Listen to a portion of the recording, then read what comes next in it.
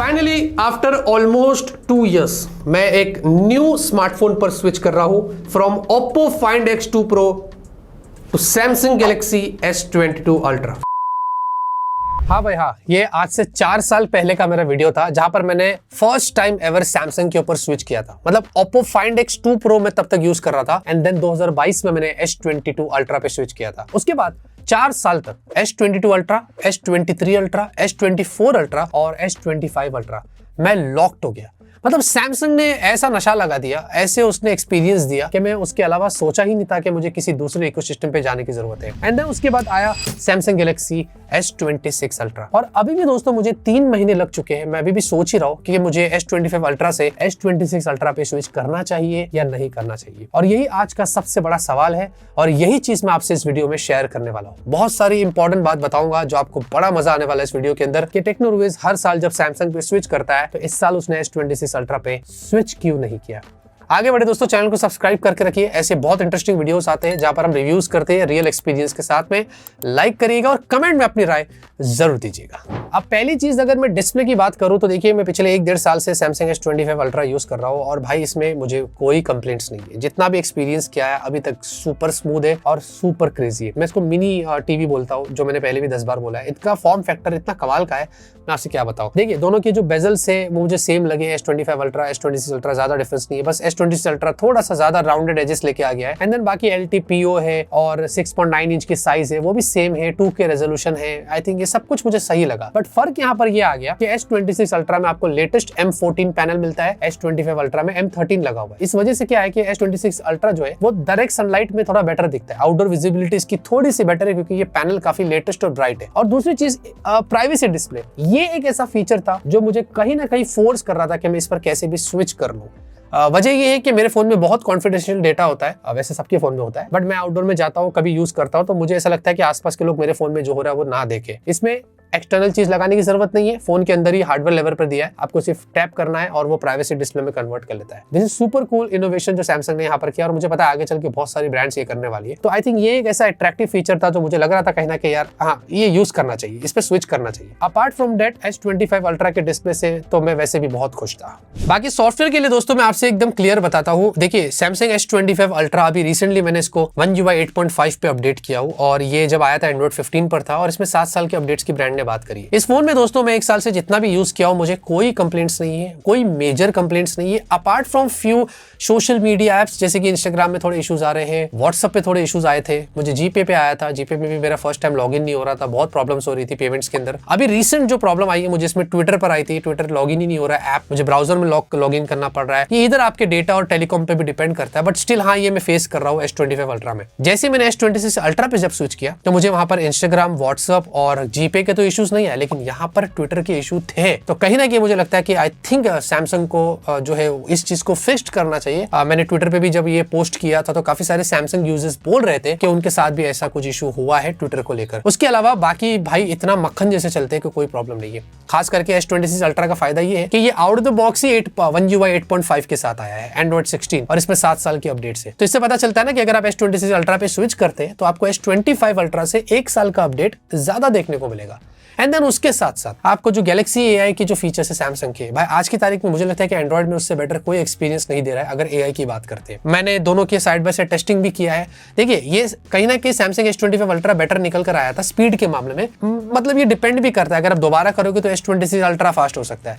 But बताने का मकसद यही है कि भाई AI के एक्सपीरियंस जो है वो सैमसंग की तरह अभी एप्पल भी नहीं कर पा रहा है, ये हम सबको पता है। एंड देन उसके अलावा कॉल रिकॉर्डिंग का जो एक्सपीरियंस है, सिक्योर फोल्डर है, सैमसंग का नॉक सिक्योरिटी है, सैमसंग वॉलेट है और खास करके उनका जो स्मार्ट थिंग्स ऐप है। अगर आपके पास सैमसंग के दूसरे प्रोडक्ट्स है तो जो वो कनेक्टिविटी है इकोसिस्टम की, भाई मैं यूज कर रहा हूँ, मुझे पता है। तो इसीलिए मैं बोलता हूँ कि फ्लैगशिप फोन्स में, अगर मैं लिटरली बताऊँ आपको, बजट की बात नहीं कर रहा, फ्लैगशिप में अगर सैमसंग के अगर आप सॉफ्टवेयर एक्सपीरियंस कर रहे हैं तो वो वन ऑफ द बेस्ट है एंड्रॉइड में। खास करके मैं तो बोलूंगा एप्पल के iOS से भी बेस्ट है जो मैंने यहाँ पर इतने टाइम से किया है। बाकी बैटरी के लिए दोस्तों मुझे एक डिसअपॉइंटिंग बात बात ये लगी कि S26 Ultra में भी इस बार कोई अपग्रेड्स नहीं हुए, वही सेम 5000 mAh की सैमसंग ने बैटरी दी है। हावेवर हमें पता है कि सैमसंग और एप्पल जो है वो बैटरी को लेकर इतना मार्केटिंग नहीं करते क्योंकि उनकी ऑप्टिमाइजेशन ज्यादा मैटर करती है। वैसे ही यहाँ पर मैं उस हिसाब से ही जज करने वाला हूँ। अब देखिए S25 Ultra में लगभग 1.5 साल के करीब होने को आया है, मैं यूज कर रहा हूँ इसको, और जितना भी मैंने यूज किया है अब जाके मुझे फील हो रहा है कि हाँ इतने टाइम बाद ऑब्वियसली बैटरी हेल्थ तो इसकी नीचे आएगी ना, तो ये मुझे एंड ऑफ द डे लगभग 15% पे कभी कभी चला जाता है।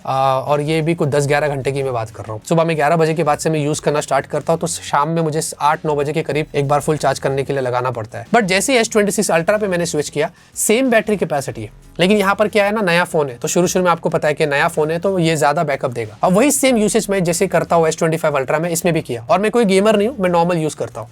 इसमें भाई इतनी जबरदस्त बैटरी मिली मुझे, 50% ही ड्रेन हुआ, 50% रिमेनिंग था, 10 घंटे के करीब मैं बोल रहा हूँ लगभग। तो हाँ, मैं अभी ऑब्वियसली बहुत खुश हूँ उसकी बैटरी से, लेकिन ये धीरे धीरे आपको पता है इसमें आगे प्रॉब्लम होगी, क्योंकि अगर आप लॉन्ग टर्म कंटिन्यूसली यूज करेंगे, चार्ज साइकिल्स पे भी डिपेंड करता है, तो हो सकता है। बाकी चार्जिंग के लिए दोस्तों एक इंप्रूवमेंट ये हुआ कि S25 Ultra 45 वॉट ही था मैक्स, S26 Ultra में 60 वॉट था, बट मैं 65 वॉट से ही चार्ज करता हूँ दोनों को। मेरे पास वही अडेप्टर है। तो यहाँ पर S25 Ultra 1.25 घंटे लगता है चार्ज होने के लिए, तो S26 Ultra में इंप्रूवमेंट हुई है जो 1 घंटे से थोड़ा कम समय लेता है।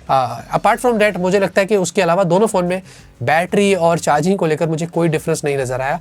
बट हाँ, मुझे ऐसा लग रहा था कि मैं S26 Ultra पे शायद स्विच कर लूं क्योंकि इसकी बैटरी मुझे थोड़ी ज्यादा बेटर लगी थी। लेकिन कैमरे को लेकर दोस्तों मैं काफी दिन से इन दोनों फोन्स को यूज कर रहा हूँ। मैंने ऑब्वियसली S26 Ultra को अपना प्राइमरी फोन बनाया था और S25 Ultra को सेकेंडरी, क्योंकि जब मुझे टेस्टिंग करनी है तो मैं पूरा टेस्ट करके ही आपको बताऊं। अब देखिए दोनों का जो प्राइमरी सेंसर है वो सेम है 200 मेगापिक्सल का, एंड देन उसमें आपको फर्क ये है कि S26 Ultra अब f1.4 एपर्चर पर आता है, S25 Ultra में f1.7 था। मतलब ये थोड़ा आपको बेटर लो लाइट फोटोज प्रोवाइड करेगा, बेटर आपको डेप्थ मिलेगा कंपेयर टू S25 Ultra के, जो हमने नोटिस किया है, जिसके बारे में बात करेंगे। एंड देन आपको उसके साथ साथ पेरिस्कोप सेंसर भी जो मिल रहा है उसमें भी आपको वही 5x ऑप्टिकल जूम दोनों में देखने को मिलता है। लेकिन वहां पर जो है ना, सैमसंग S26 Ultra में भी थोड़ा उन्होंने बेटर लो लाइट के लिए आपको एपर्चर कम करके दिया है कंपेयर टू S25 Ultra के। बाकी टेलीफोटो अलग से जो 10 मेगापिक्सल का वो सेम है, एंड देन 50 का अल्ट्रावाइड वो आपको सेम मिलता है। बट फर्क ये है कि रियर में 8K वीडियो में S26 Ultra में 30 FPS पे HDR दिया है, जबकि S25 Ultra में 8K 30 FPS पे कोई HDR नहीं है, वहां पर 4K 60 FPS पर है। तो ये एक उन्होंने एडवांटेज दिया है। बट 8K में मुझे नहीं पता, ज्यादा लोग वीडियोस लेते हैं और आज तक मैंने भी कभी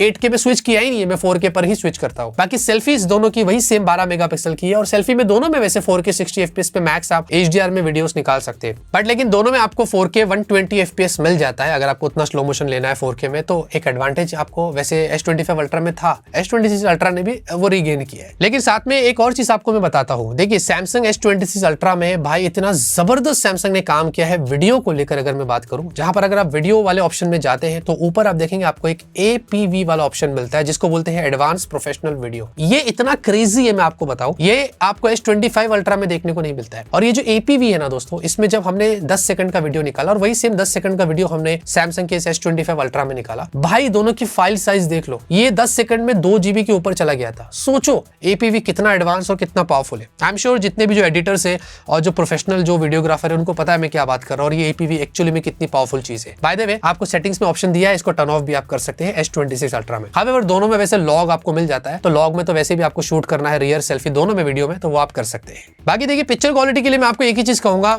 मुझे बहुत सारे ऐसे सिनेरियोस थे जहां पर S25 Ultra बेटर लगा था, कंसीडरिंग S26 Ultra जो है वो बेटर लाइट कैप्चर कर लेता है, बट उसके चक्कर में वो क्या करता है कि थोड़ा स्किन टोन ब्राइट कर देता है, चीजों को अननेसेसरीली ब्राइट कर देता है। तो मैं आपको डे के कुछ फोटोज दिखा रहा हूं, इसमें आप देखेंगे S25 Ultra थोड़ा बैलेंस लगता है। सेम चीज अगर आप देखेंगे सेल्फीज में, तो सेल्फी में भी कुछ वैसी सिनेरियो है, बट अगेंस्ट सनलाइट अगर आप कोई भी सेल्फीज लेते हैं तो यहाँ पर S26 Ultra बेटर निकल कर आता है, क्योंकि वो उस तरीके से काम भी कर रहा है। इनफैक्ट अगर आप देखेंगे जो फ्लैर्स है वो सिनेमैटिकली कितना बेटर किया है S26 Ultra ने कंपेयर टू S25 Ultra के, जो साफ दिख रहा है। इनफैक्ट अगर वीडियो देखते हैं रियर और सेल्फी दोनों, मुझे दोनों में एज सच उस मामले में कोई कंप्लेंट्स नहीं है। दोनों की क्वालिटी, पोर्ट्रेट वीडियोस, स्टेबलाइजेशन, उस मामले में मुझे नहीं लग रहा कि S26 Ultra को एज देना चाहिए, क्योंकि S25 Ultra भी उतना ही अच्छा था जितना S26 Ultra था। लेकिन नाइट में यहाँ पर थोड़ा डिफरेंस है। अब नाइट में हमने कुछ फोटोज लिया है, मैं बाहर गया था घूमने के लिए। अगर आप नाइट में मैं सेल्फीज आपको दिखा दूं तो शार्पनेस अगर आप देखते हैं फेस पे, तो S26 Ultra के काफी बेटर थे कंपेयर टू S25 Ultra के। और थोड़ा सा S25 Ultra स्लाइट स्ट्रगल करता है, अगर आपका हाथ हल्का सा हिल जाता है तो फोटो खराब हो जाती है। S26 Ultra में ऐसा नहीं है। S26 Ultra मुझे थोड़ा बेटर लगा था और थोड़ा कन्वीनियंट और इजी भी लगा था। जबकि साथ में रियर अगर मैं फोटोज की बात करूं नाइट में, तो S25 अल्ट्रा थोड़ा सा बेटर था क्योंकि वो नेचुरल लग रहा था, थोड़ा कॉन्ट्रास्ट को मेंटेन किया था, और S26 अल्ट्रा स्लाइट वार्म हो जाता है। इनफैक्ट अगर आप ये वाला फोटो देखते हैं इंडोर में हमने खाने का लिया था, इसमें अगर वो कप देखते हैं तो कप को भाई पूरा येलो कर दिया था S26 अल्ट्रा ने, लेकिन S25 अल्ट्रा ने उसको बहुत अच्छे से मेंटेन किया था। एंड सेम थिंग अगर आप नाइट में भी देखेंगे, मैंने कुछ सोते टाइम ये सेल्फी लिया था, S25 अल्ट्रा ने मेंटेन किया है, बट S26 अल्ट्रा ने मेरे आंखों के पास, लिप्स के पास आप देखेंगे ज्यादा रेडिश कर दिया है। ये कहीं ना कहीं ज्यादा ऑप्टिमाइज करने की कोशिश कर रहा है, जिससे थोड़े फोटोज में प्रॉब्लम हो रही है। लेकिन नाइट में थोड़े जूम फोटोज भी हमने लिए थे और मुझे इक्वली दोनों ठीक लगे। बट कंसिडरिंग सैमसंग के जो टेलीफोटो में उन्होंने जो एपर्चर कम करके थोड़ी सी कोशिश किया है कि लाइट ज्यादा कैप्चर करे, वो इस हिसाब से अगर आप ये बिल्डिंग का फोटो देखते हैं ना, तो ज्यादा व्हाइट हो गया है कंपेयर टू S25 अल्ट्रा के, जिसने उस चीज को मेंटेन किया है, चाहे वो नॉर्मल फोटो हो या आपने जूम फोटो लिया है। ये चीज आपको मैं यहाँ पर दिखा रहा हूँ। तो देखिए ऐसे कुछ मेजर डिफरेंस तो मुझे दोनों के फोटोज में नहीं लगा, बट कहीं ना कहीं मुझे ऐसा लगता है कि S26 अल्ट्रा को फोटोज के मामले में ज्यादा बेटर किया जा सकता है। लेकिन वीडियो जो है S26 अल्ट्रा एकदम अलग लेवल पर है जब मैंने इसको S25 अल्ट्रा से कंपेयर किया।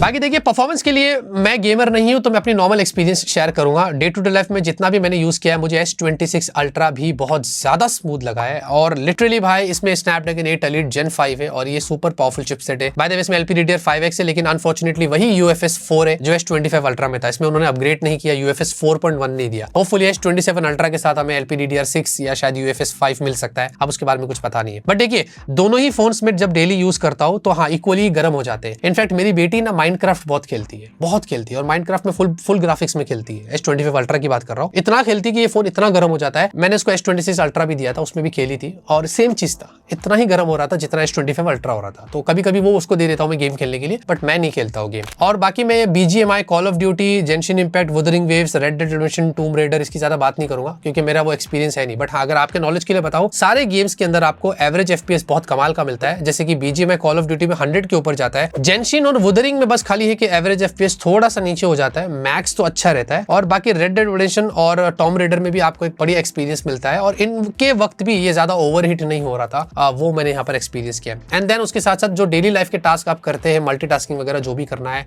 सब कुछ सुपर स्मूथ है। मतलब सारे एप्स मेमोरी में रहते हैं और उसका मेमोरी मैनेजमेंट सैमसंग के फ्लैगशिप्स में अक्सर अच्छा ही रहता है। तो जो मैंने एक्सपीरियंस यहाँ पर किया है वो मैंने यहाँ पर भी किया है। बाकी लुक एंड फील में दोस्तों मैं एक ही चीज कहूंगा कि मुझे थोड़ा S26 अल्ट्रा बेटर लगा है क्योंकि यह स्लाइट लाइट वेट भी है और थोड़ा ज्यादा स्लिम किया है। इनफैक्ट बैक तो दोनों का वही ग्लास है, बट हाँ S25 अल्ट्रा में टाइटेनियम फ्रेम था जो कि S26 अल्ट्रा में अब नहीं है, इसमें आर्मर एल्यूमिनियम फ्रेम है। तो ये एक चीज हो सकती है कुछ लोगों को पसंद ना आए, बट फर्क नहीं आता है ज्यादा। बाय द वे दोनों में वही आपको IP68 की रेटिंग्स मिलती है, USB 3.2 वाला पोर्ट है, अल्ट्रासोनिक फिंगरप्रिंट सेंसर है, तो इसमें कोई कंप्लेंट्स नहीं है। बट लुक एंड फील में थोड़ा अलग है। सैमसंग S26 अल्ट्रा थोड़ा पिल्ट शिफ्ट आ गया है, कैमरा लेआउट ये थोड़ा पहले नॉर्मल आपको डिफरेंट स्टैक मिलता है। बाकी उसके साथ साथ आपको डुअल स्पीकर्स और डुअल माइक, डुअल सिम, वैसे दोनों में ई सिम लिया गया है, तो बेसिक सारी चीजें वो आपको देखने को मिलती है। बट हाँ इन हैंड फील और लुक मैं ऑब्वियसली S26 अल्ट्रा को थोड़ा एज देता हूँ कंपेयर टू S25 अल्ट्रा के। तो यहाँ पर फिर मैंने क्यों सैमसंग S26 अल्ट्रा पे अभी तक स्विच नहीं किया और मैं क्यों अभी भी S25 अल्ट्रा यूज कर रहा हूँ, उसकी एक बहुत बड़ी वजह है। देखिए हमें पता है कि मार्केट अब बहुत ग्रो हो रही है प्राइस हाइक के मामले में, तो इसलिए S26 अल्ट्रा जो है ना 12 to 56 आपको अभी हमने जब चेक किया था तो 1,31,000 पर था सैमसंग की ऑफिशियल वेबसाइट पे, और वही S25 अल्ट्रा अगर हम सैमसंग की ऑफिशियल वेबसाइट पे देखते हैं तो वो 1,20,000 के करीब है। बट S25 अल्ट्रा आज अगर आप Amazon और फ्लिपकार्ट पर जाएंगे तो आपको एज लोएस्ट 90,000 तक भी मिल जाएगा और 95 तक भी Amazon के ऊपर अवेलेबल है, 95 से 1 लाख के बीच में, मतलब ये 1 लाख के नीचे आ जाता है।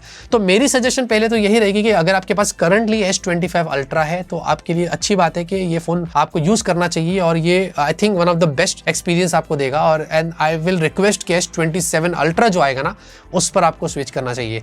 एंड देन अगर आप नए यूजर है, आपको अगर वीवो, ओप्पो के किसके दूसरे फोन यूज करके आपको सैमसंग पे स्विच करना है तो ऑब्वियसली मैं पहला रिकमेंडेशन दूंगा आपके बजट के हिसाब से कि S25 अल्ट्रा पे स्विच करना। लेकिन अगर आपको उतना स्पेंड करना है, आपकी जो बजट है लगभग 1.5 लाख या उसके करीब, तो मेरी पहली प्रेफरेंस सैमसंग S26 अल्ट्रा रहेगी उस प्राइस में। मैं आपको बिल्कुल भी नहीं बोलूंगा कि उस प्राइस पे आपको एप्पल लेना है, उस प्राइस पे आपको वीवो लेना है या ओप्पो लेना है या फोल्ड्स लेना है। आई थिंक उस प्राइस पर सैमसंग ही जस्टिस कर पाएगा, ऐसा मुझे लगता है। हाउएवर अगर आप बहुत ज्यादा फोटोज और वीडियोस के अंदर इन्वॉल्व है, फोटोग्राफी में और इन सब चीजों में, तो भाई obviously then you should switch to Vivo and Oppo, क्योंकि वो आपको अल्ट्रा वाले फोन्स दे रहे हैं और वो सुपर क्रेजी कैमरा एक्सपीरियंस देते हैं जो सैमसंग और एप्पल भी नहीं देता है। तो आई थिंक मैंने क्लियर कर दिया कि S26 अल्ट्रा पे किसको स्विच करना चाहिए उसकी रिक्वायरमेंट के हिसाब से। और करंटली S25 अल्ट्रा स्टिल आज की तारीख में 2026 में ये बेस्ट वैल्यू देता है, जिसके बारे में भी मैंने आपको बता दिया। मोस्ट प्रॉब्ली हो सकता है कि मैं फ्यूचर में शायद 1-2-3 महीने बाद स्विच कर लूं S26 अल्ट्रा में, लेकिन अभी भी मैं सोच रहा हूं। जो पिछले साल और उसके पिछले साल और उसके पिछले साल मैंने नहीं सोचा था, लेकिन इस बार मैं सोच रहा हूं। I am so much happy with S25 ultra यार, ये लेजेंडरी फोन है। आई मीन बहुत खुश हूं मैं। तो ये मैंने अपनी एक ओपिनियन और अपना एक एक्सपीरियंस शेयर किया हो, आपको क्लियर बता दिया। उम्मीद करते हैं आपको कुछ अलग मिला होगा। वीडियो पसंद आई तो लाइक शेयर सपोर्ट सब्सक्राइब करिए, कमेंट जरूर करिएगा, शेयर भी करिएगा। तब तक के लिए ऑलवेज कीप स्माइलिंग।